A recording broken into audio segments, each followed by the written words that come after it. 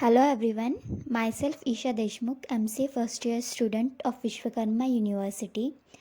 Today I am going to talk about the topic steps of problem analysis in DSA in detail.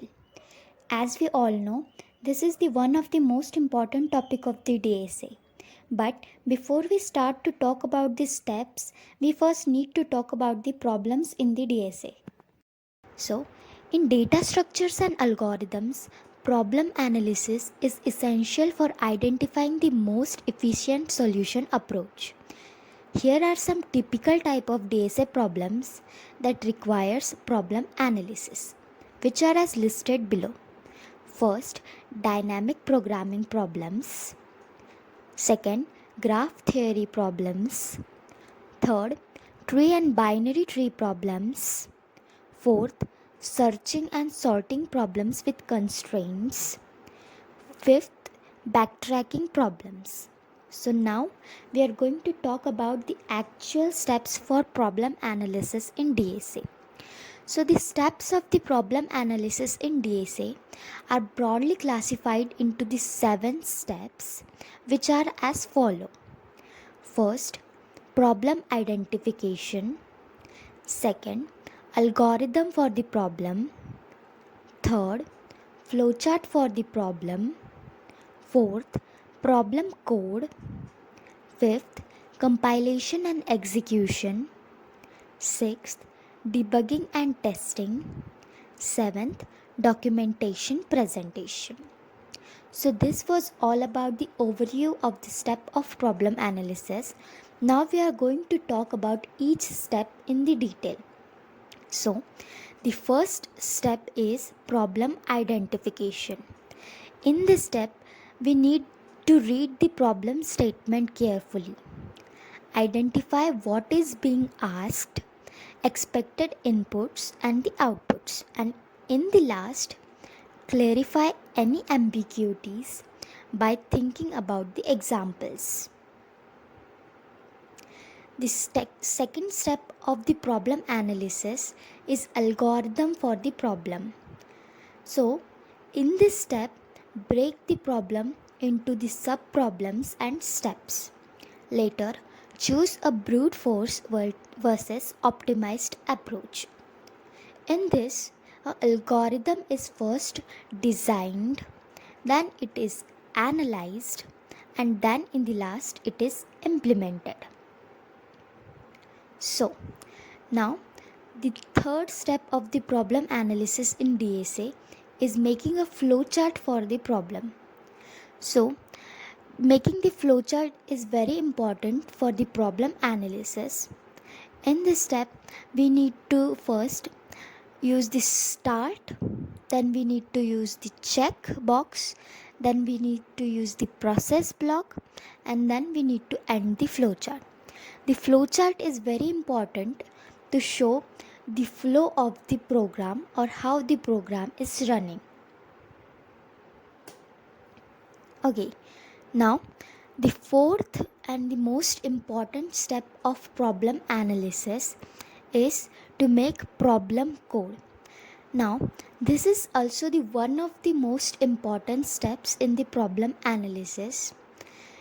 In this step, the algorithm is converted into the actual code. Means the algorithm made by us is converted into the actual code. Now, this code can be returned in any programming language as per our proficiencies or our needs. And make sure to handle the inputs and outputs carefully. That's why it is called as the one of the most important step because it is the basic step of the problem analysis. Now, further on, the fifth steps of problem analysis is compilation and execution. Okay, now once we write the code for the analysis, then the next step is to compile and execute that code. Okay, compile and execute the code. In this step, we also analyze the time and the space complexity of the code. Think about how the problem can be solved within time and space constraints using big O notations.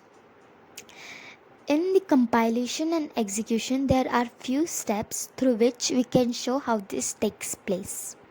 First, there is a processor in which the source code comes. A source code comes in the processor, then it is compiled by the compiler, then it goes to the assembler, and then it goes to the linker by which it is executed code. Now, this sixth step of the problem analysis is debugging and testing the code. After we write the code and compile and execute it, it is very important to debug and test it. Test the program for the errors and validate outputs. If the code fails or produces incorrect outputs, use debugging techniques to trace the issue. Check for logical errors, boundary issue, or performance bottlenecks. Now, the process of debugging can be seen in the following diagram.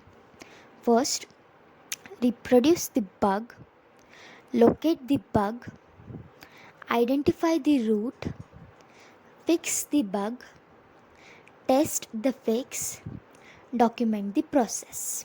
So these are few steps for debugging the program. Now, the last but the most important steps of the problem analysis is documentation presentation. Once your solution passes all the tests, submit it if applicable. Reflect on the problem solving approach to learn for future problems. Okay, now as we have come to the end of the lesson, I would like to conclude this session in some points. First, effective problem analysis is critical to designing efficient algorithm in data structures and algorithms. Second, by systematically following the steps, understanding the problems, identifying inputs and outputs, considering constraints, choosing appropriate data structures, and analyzing time and space complexity, you build a solid foundation for solving the problems. Third, testing and optimizing ensures correctness and efficiency, which are vital for tackling real world challenges. Fourth, but not the least, following this structural approach helps to break down complex problems into manageable parts, leading to the more effective and optimized solution in DSA. So, this was all about the steps of problem analysis in DSA. I hope you liked the lecture. Thank you.